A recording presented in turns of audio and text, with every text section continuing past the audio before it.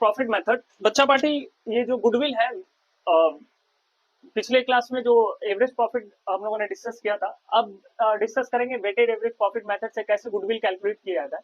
देखो, ये जो वेटेड एवरेज प्रॉफिट मेथड से गुडविल कैलकुलेट करते हैं, ये करते कब है, जब प्रॉफिट में ट्रेंड चल रहा हो। जैसे मान लो 2020 में 1 लाख कमाया था, हाँ, 2021 में 1,20,000 कमाया था, 2022 में 1,40,000 कमा लिया। मतलब बढ़ता हुआ ट्रेंड दिखाई दे रहा है प्रॉफिट में, या फिर घटता हुआ ट्रेंड दिखाई देगा, ठीक है, यानी लॉस होंगे हर साल। तो ये जब ट्रेंड दिखाई देता है कि प्रॉफिट हर साल बढ़ते जा रही है, या फिर कम होते जा रही है, कम होते जा रही है, तो इस तरीके का जब ट्रेंड होता है, तब ये weighted average profit method use किया जाता है या अप्लाई किया जाता है, ठीक है। तो एक क्वेश्चन से समझ लेते हैं, ये तुम लोग के स्क्रीन पे दिखाई दे रहा होगा, इसको एक एक करके डिस्कस कर लेते हैं। देखो, ये क्वेश्चन जो दिखाई दे रहा है, अब चूंकि दो मोबाइल नहीं है, एक ही है, तो लिखना पड़ रहा है, ठीक है। It was agreed to calculate the value of goodwill of firm at the 3 year purchase. ये नंबर ऑफ ईयर परचेज है 3, ठीक है। और वेटेड एवरेज प्रॉफिट मेथड से ये कैलकुलेट करना है गुडविल। अब डायरेक्ट नीचे आते हैं, देखो लिखा है कि 2018 में 1 लाख प्रॉफिट हुई, 2019 में 1,20,000, 2020 में 2 लाख और 2021 में 3 लाख की प्रॉफिट हुई है, ठीक है। अब कुछ एडजस्टमेंट है, तो इस पे एक एक करके डिस्कस करेंगे। पहले टेबल बना लेते हैं हम लोग। तो सबसे पहले 4 साल है, तो 4 साल का हम लोग यहाँ पे लिख लेते हैं, ठीक है।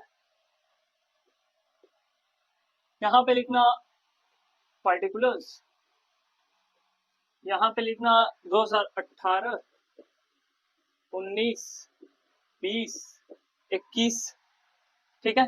अब प्रॉफिट लिख लेना।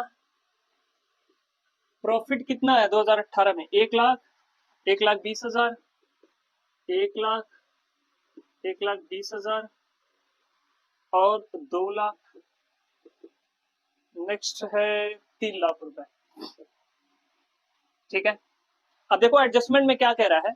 अब कुछ चीजें होंगी जो एडजस्ट करने वाली होंगी, ठीक है। प्रॉफिट को ठीक करना है, क्योंकि कुछ चीजें हैं जो एडजस्ट करने वाली है, यानी ये प्रॉफिट ठीक नहीं है, तो प्रॉफिट ठीक कर लेते हैं। कह रहा है on 1 December 2019 a major repair was made respect of plant incurring 60,000 which was charge to revenue. देखो, ये जो मेजर रिपेयरिंग होती है ना, ये एसेट होती है, इसको हमने रेवेन्यू बना दिया, यानी खर्चा बना दिया है, ठीक है। हम लेके चले गए पीएनएल में, यानी ये जो चार्ज है रेवेन्यू चार्ज बना दिया हमने, जबकि ये एसेट है। क्यों? क्योंकि जब जैसे जैसे मान लो कोई मशीन थी एकदम खराब हो गई, उसको हमने ऐसा रिपेयरिंग कराया कि अब वो एसेट अगर बेचेंगे तो ज्यादा की बिकेगी, ठीक है। कभी कभी होती है ना, पुरानी बिल्डिंग है या पुरानी मशीन है, उस एसेट को इतना अच्छा रिपेयरिंग कराया है कि वो उसका दाम बढ़ गया, तो वो जो होता है मेजर रिपेयर कहलाता है, ठीक है। तो अब इसको खर्चा बना दिया है, तो इसको वापस से ऐड करना पड़ेगा, क्योंकि ये खर्चा नहीं है, ठीक है। तो लिखेंगे ऐड कैपिटल एक्सपेंडिचर, यानी ये पीएनएल का पार्ट नहीं है, ये एसेट का, ये एसेट है, बैलेंस शीट के एसेट में आना चाहिए। Capital expenditure charge to revenue expenditure कितना है? 60,000 है। और किस ईयर में? अगर 1 दिसंबर 2019 को कराए थे, तो ये कौन से बैलेंस शीट में दिखाई देगी? 31 मार्च 2020 वाले बैलेंस शीट में ये दिखाई देगा, ठीक है ना, ये जाना चाहिए। यानी ये जो प्रॉफिट अगर ठीक करना है तो 31 मार्च 2020 वाले में ही ठीक होगी, तो यहाँ पे ला करके 60,000 रुपए ऐड कर देंगे, ठीक है। अब ये एसेट है, तो इस पर डेप्रिसिएशन तो लगना चाहिए, लगाए नहीं होंगे क्योंकि इसको खर्चा बनाए थे, तो डेप्रिसिएशन लगाना पड़ेगा। The paid sum of agreed to capital of goodwill calculation subject to adjustment of depreciation, ठीक है। डेप्रिसिएशन कैलकुलेट करना है of the 10% per annum on reducing balance method. 10% लगाना है, वो भी रिड्यूसिंग बैलेंस मेथड से, तो लेस करेंगे डेप्रिसिएशन। डेप्रिसिएशन यहां पे लगेगा। अब देखो कितना लगेगा, 10% है, लेकिन 1 दिसंबर 2019 को खरीदा था, तो दिसंबर, जनवरी, फरवरी, मार्च, सिर्फ 4 महीने का ही लगेगा। तो अगर ये पूरे साल का 6,000 है, तो 4 महीने का कितना होगा? 2,000 रुपए, ठीक है। अब रिड्यूसिंग बैलेंस मेथड से लगाना है, तो अब अगले साल भी लगना चाहिए डेप्रिसिएशन, क्योंकि इस साल भी नहीं लगाए होगे, क्योंकि यहाँ पे जब गड़बड़ कर दियो तो यहाँ पे तो डेप्रिसिएशन नहीं लगाए होगे, तो यहाँ पे भी डेप्रिसिएशन लगेगा, ठीक है। तो डेप्रिसिएशन सिर्फ यहाँ पे लगेगा, कितना है, अगर 60,000 का है और 2,000 निकाल दिए। रिड्यूसिंग का मतलब जैसे मान लो 1 लाख की एसेट अभी खरीदे हो तो 10% लगाए, 90,000 की हो गई। अगले साल जब डेप्रिसिएशन लगाओगे तो 90,000 पे लगाओगे तो 9,000 आएगा। तो कहने का मतलब यहाँ पे अगर 60,000 में से 2,000 घटाओगे तो 5800 रुपए ये डेप्रिसिएशन लग जाएगा। घटाना है तो हम ब्रैकेट में दिखाते हैं। नेक्स्ट है the closing stock for the year ending 31 March 2019 was over valued. Closing stock को ओवर वैल्यू कर दिया गया। अगर क्लोजिंग स्टॉक को ओवर वैल्यू करेंगे तो क्रेडिट वाला बढ़ गया, यानी प्रॉफिट भी बढ़ी हुई आएगी। तो ठीक करने के लिए घटाना पड़ेगा, तो लेस करेंगे क्लोजिंग स्टॉक ओवर वैल्यूड कितना, 2019 31 मार्च 2019 को 10,000 रुपए, तो बस 10,000 रुपए यहाँ से लेस करो। अच्छा ये बताओ, अगर क्लोजिंग स्टॉक इस साल तुम्हें बढ़ा हुआ है तो अगले साल वही ओपनिंग स्टॉक में लेकर के जाओगे, तो ओपनिंग स्टॉक भी तो बढ़ा होगा, तो उस साल की प्रॉफिट कम कर दिया होगा। तो उस साल की प्रॉफिट को ठीक करने के लिए क्या करेंगे, 10,000 रुपए ऐड करेंगे। ओपनिंग क्लोजिंग स्टॉक अगर बढ़ा हुआ है तो ओपनिंग स्टॉक को भी बढ़ा दिया होगा, क्योंकि इस साल का 31 मार्च का क्लोजिंग स्टॉक 1 अप्रैल को ओपनिंग स्टॉक बन जाता है। अगर सिर्फ ये बड़ा होता तो सिर्फ ये इस साल ही इंपैक्ट डालता, ठीक है, लेकिन क्लोजिंग स्टॉक बढ़ा हुआ है तो ओपनिंग स्टॉक को भी इंपैक्ट डालेगा। नेक्स्ट में है to cover management cost annual charge of ₹10,000 should be made for the purpose of goodwill valuation. ये एनुअल चार्ज है और 10,000 रुपए है और ये हर साल के लिए, ठीक है।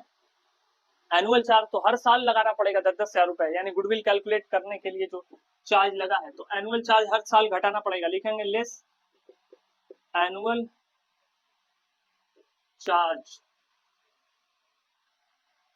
10,000